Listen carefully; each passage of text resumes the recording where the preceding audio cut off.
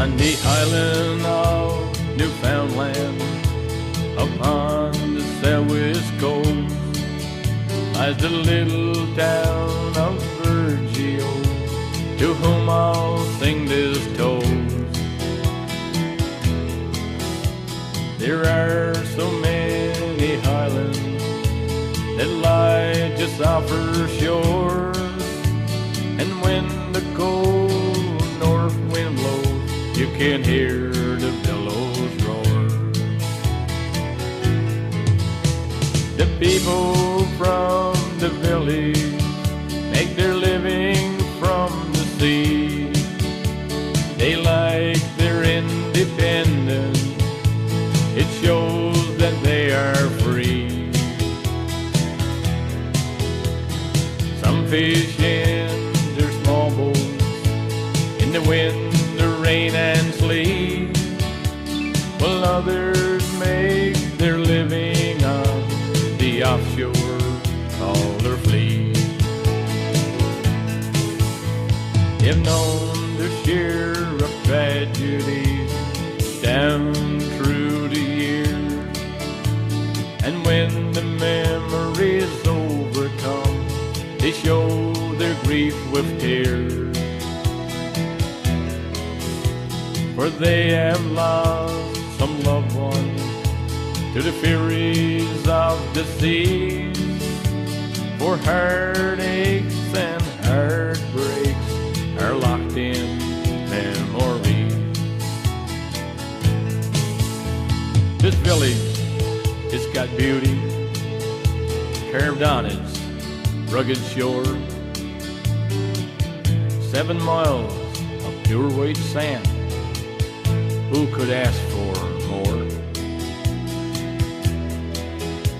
The mountains and the valleys where the rivers run so fast, and the salmon rise to the sportsman's fly as he makes another cast.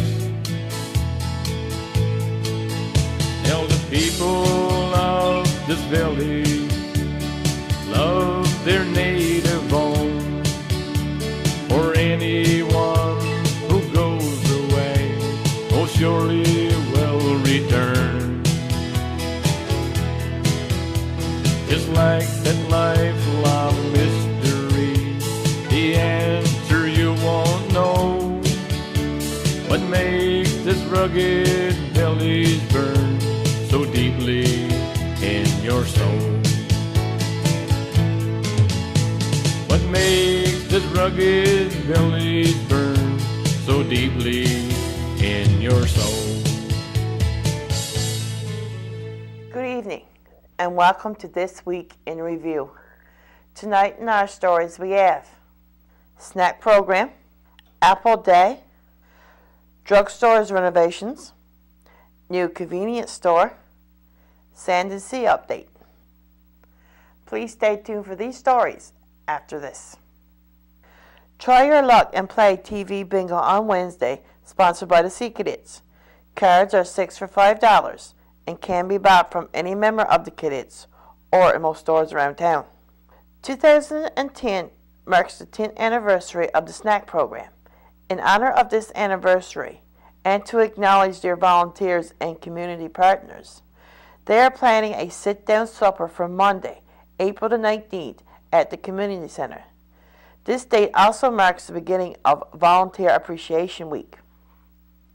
The Snack Program was an initiative identified back in March of 2000 through the Communities in School Volunteer Site Coordinator Valerie Sims Anderson. In a survey conducted on eating habits, it was discovered that 20 to 30% of elementary students were not eating breakfast. The Snack Program provided a healthy alternative and was readily available at recess time. The day-to-day operations of the program are coordinated through the Communities in School on-site volunteer coordinator. The Community Youth Network administers the program, and the financial aspects is done through Burgeo Academy. The Snack Program at the Burgeo Academy, in partnership with the Kids Eat Smart Foundation, provides a free recess snack program to all students. In keeping with the policy of the Kids Eat Smart Foundation and the nutrition policy of the school board, they offer a variety of nutritious snacks with a focus on fruits and veggies. Every second Tuesday, the program offers 100 free milk. Their records indicate that they are reaching 110 students each school day. In addition to a recess snack and milk program, they also try to offer at least 4 pancake fruit breakfasts throughout the school year. They know there is a proven link between good nutrition and a child's ability to concentrate and learn. Research has shown that good nutrition contributes to increased attention and improved grades, especially in math and reading. It also shows that nutrition programs at school contribute to better attendance and improved behavior. All of this contributing to the overall health and well-being of our children. They have 5 teams, 1 for each day of the school week. Each team is led by a captain and at least 4 other volunteers. The primary source of funding is sustainable grants provided by the Kids Eat Smart Foundation. They also have many community partners who contribute to the program at the beginning of each school year.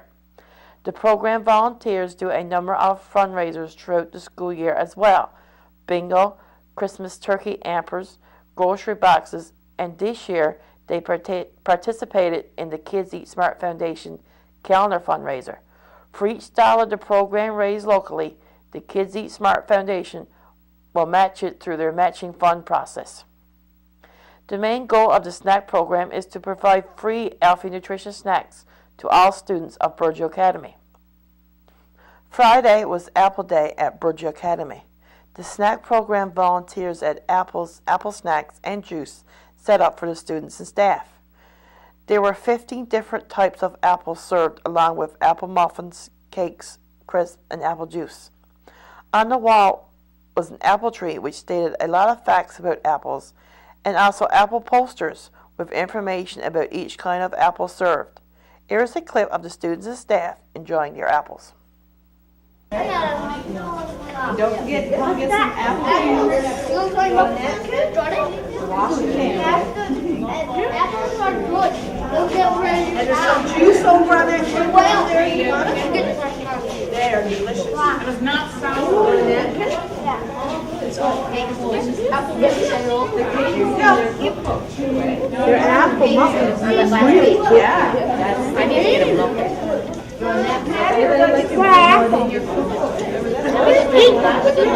Oh, they're good.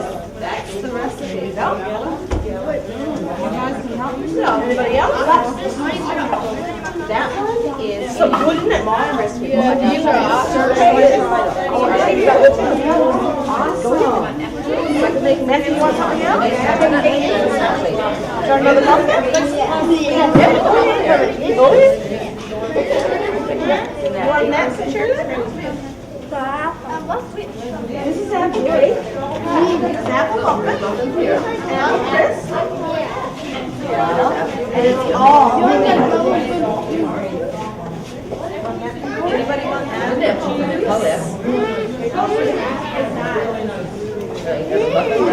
there's some juice over on that table. Wait a second, can we use some apple juice? You don't want to take it all. You want some apple juice to go with it? Right here. Go in. Oh, in here? Okay. Oh, yeah, it certainly is. Becky, you want something else? Yeah? Did you have any apples? Did you try different kinds? Did you notice the different ones? Have you had them before? Yeah. Did you look at the little signs on the tray? Yeah. There's some apples I never even heard of. And I'm older than you. I'm Mackenzie. Now I know some stuff here that you don't. So, take your pick. I know. You I like didn't know what that is. that's an apple crisp, apple cake, apple muffin. Both of us. Here's a napkin.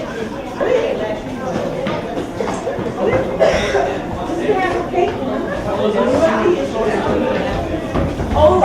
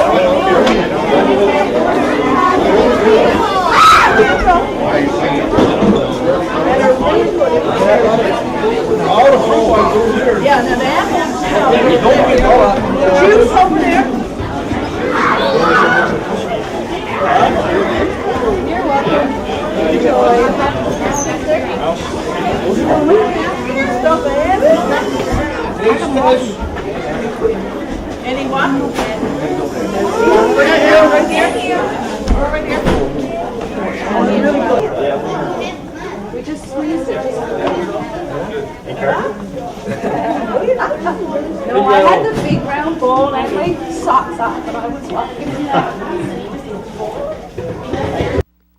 Burgeo Pharmacy has been doing some renovations to its building. I took my camera over to have a look at the work that has been done. The new counter area,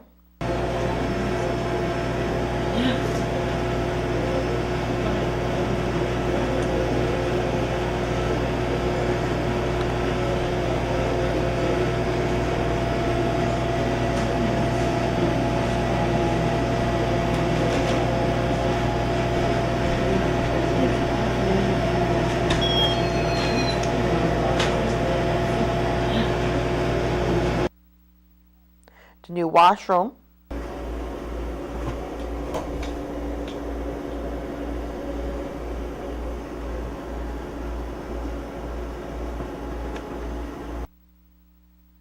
the giftware display,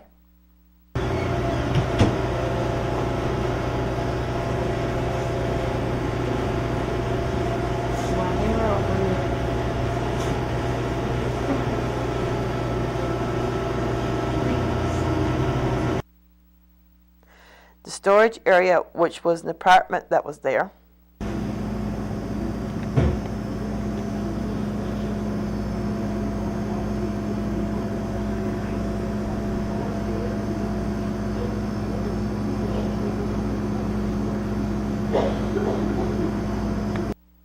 the overall store.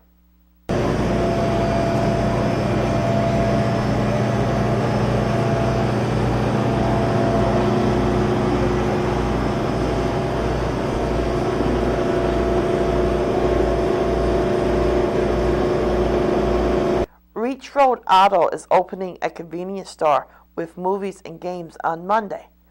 Rick Blagden, owner and operator, explained to me what he has done. Okay, well, tomorrow we're going to be opening up a little convenience store here. We'll be renting a few movies, get a few miscellaneous items around.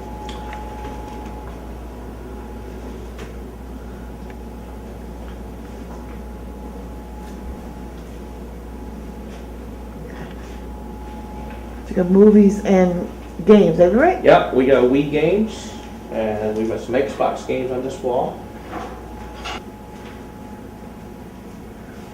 What we're going to have is basically snacks that you would have when you rent a movie. Like we've got a popcorn popper here, ice maker, cold beer, ice, cigarettes, you know, your pop, your chips, your chocolate, anything you want when you're watching a movie. Popcorn machine. Popcorn ice maker, newest releases movies.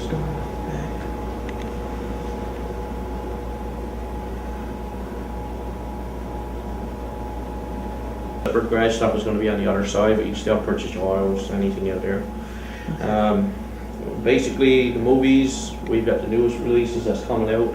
There's probably not a lot of stock here right now because there's only so many new movies, but every Tuesday we'll be receiving new movies, so the inventory will be building up as time goes on. Basically what I was told, if I bring in 100 movies, 80 nobody will ever rent because they're old movies. So we probably got maybe 120 to start off with, so, and every week the inventory will build from there, right?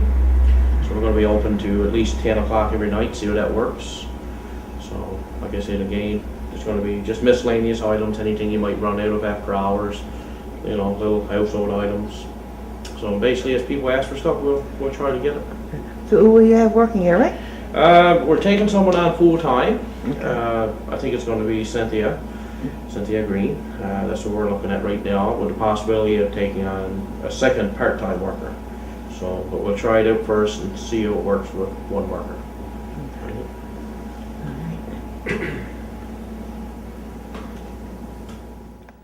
Doris Pink, the chairperson of the Sand and Sea Committee, came by with an update for us.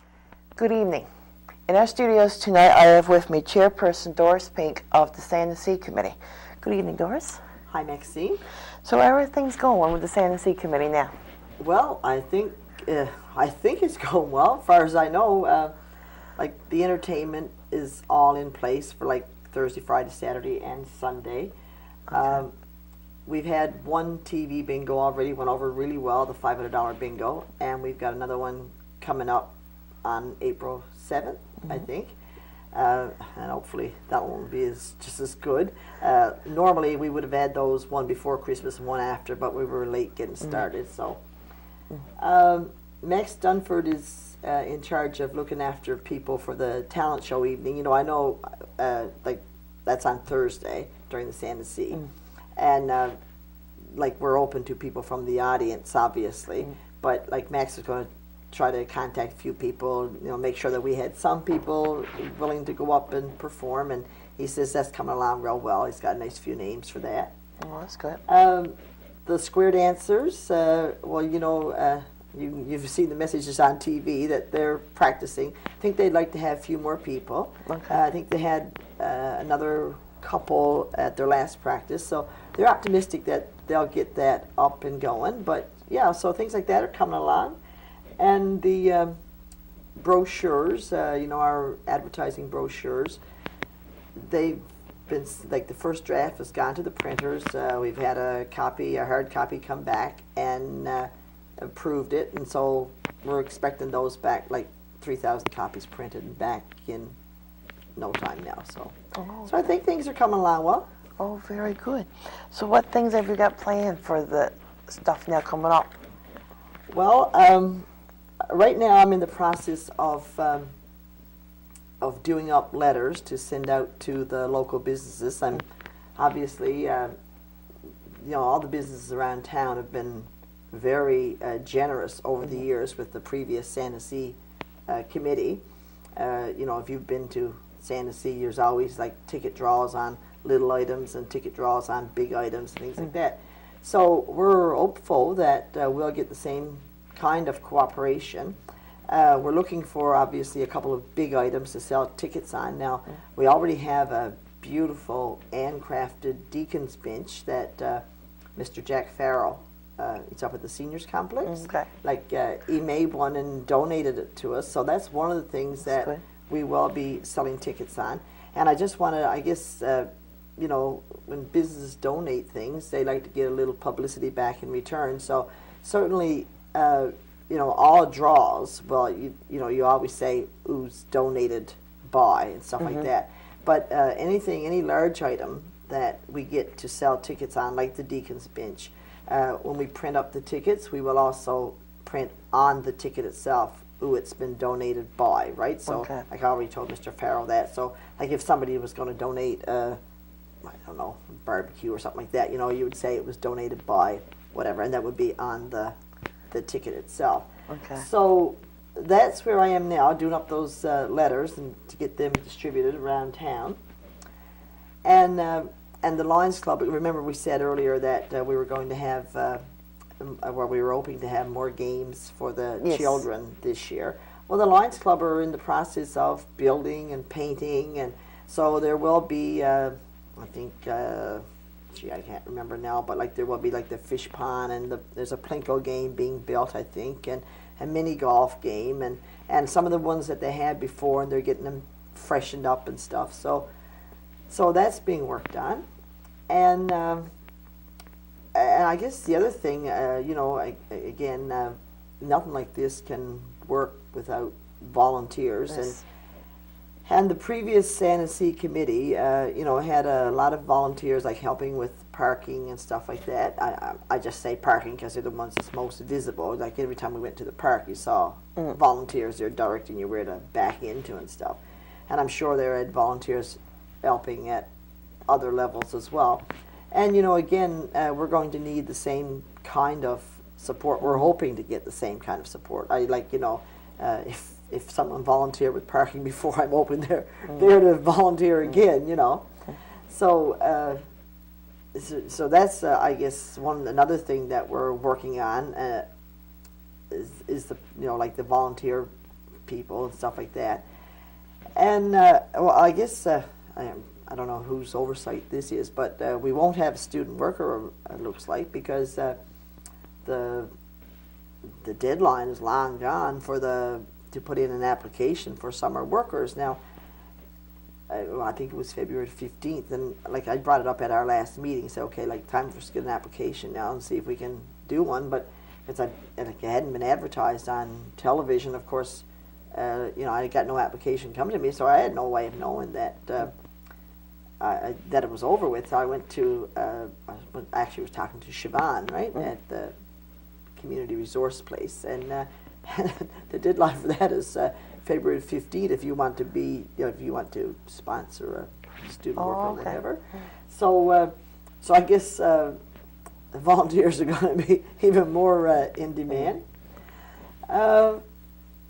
I guess also, it's something that I wanted to put out there. Like, if there are any local crafts people, like, if you knit or sew or crochet or embroider, or I suppose even if you're, baking, decorating, whatever, if you do rock painting, like sometimes this would be a nice chance to sell it for yourselves, not for us, like, but like to set up your little table. I said, if you remember last year, there was this man from outside who was out selling hats. And, hey, he did a brisk business, And so if you had, 75 or 80 pairs of, own knit socks that you wanted to set up a little table to sell them just for yourself, like, we'd welcome that as well. We just think it would add to the overall, atmosphere of the Sand and Sea Festival. So certainly I toss that out there if anybody's interested. We've sort of had, we not sort of, we have had monthly meetings. Like once a month we have a meeting. So when we have, like we had a meeting last week and we set the date for the next one. And so, if anybody has got any ideas or suggestions or anything like that, they can, just pass it on to either one of the committee members, myself or whatever, and, it'll certainly be brought up at the meeting, and, we get input from other people. Well, we're sort of building on what the other committee has done, and so, and a lot of good ideas there, but I mean, I'm sure there's stuff that we're forgetting as well that we could probably do. I'll just remind people that we do have our webpage up and running, so if they want to check out what activities, news plan, when, and those kinds of things, what's on the go, they can check our webpage, and that's http://web.mac.com/SandandSea2010. Okay. So, and perhaps I'll give you that to just run it on television afterwards. So just put the little notice on TV that's our webpage address if anybody wants to. Yes. Okay. Check that out. Okay.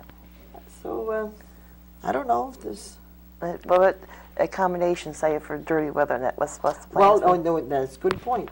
We've got the arena booked as in previous years, so we've got it booked for the entire weekend, and obviously that's where our Saturday night dance will be. So that's in place. Hopefully we won't have to use it. I mean, like the weather we've been having lately, I mean, it's just glorious. But I promised myself that the one thing I wouldn't stress about was the weather, because I got no control over it. No.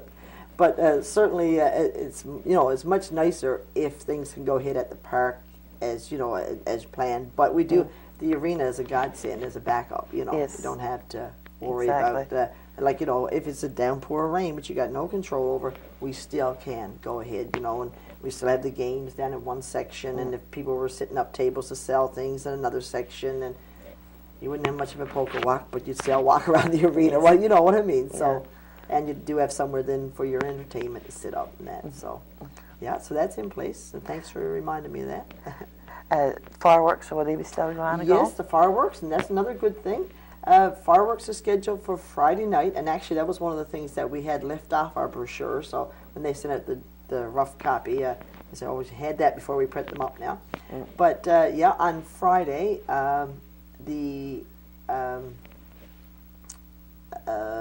Burgeo Day, whatever the date is, 29th, 30th, whatever date Friday is, after dark, fireworks. Now that's the compliments of the town, and I say that because it was the very first thing I did was check with the town, and Blaine said they would put it they always budget so much for it, and they were having a council meeting coming up, and So he would put it in there, and I haven't heard. He didn't call me back and say no, that there was no money in the budget for it. So I'm assuming yes, that the fireworks are going to hit. So Okay. now they won't be as glorious as they were last year, I'm sure, because last year they were spectacular. Yes. But last year the Sand and Sea Committee had invested equal amount of funding with what they got from the town, right? So Okay. it was like a double dose. But I mean, we're not in a position to do that just yet. Anyway, you know, our first just starting off. So. So, like the Sand and Sea Committee's always been involved with Canada. We used to be doing that as well. Now that's like I'm saying offhand, no. But I like I'll bring that up at our next meeting. It hasn't actually come up at either one of our meetings. Like, you know, that's something that we haven't talked about at all. So, and I don't have any idea how that used to run. Like, nobody has mentioned it to me. Like, and I do know now that you think about it, but they used to have family fun days as a part of their fundraising and that.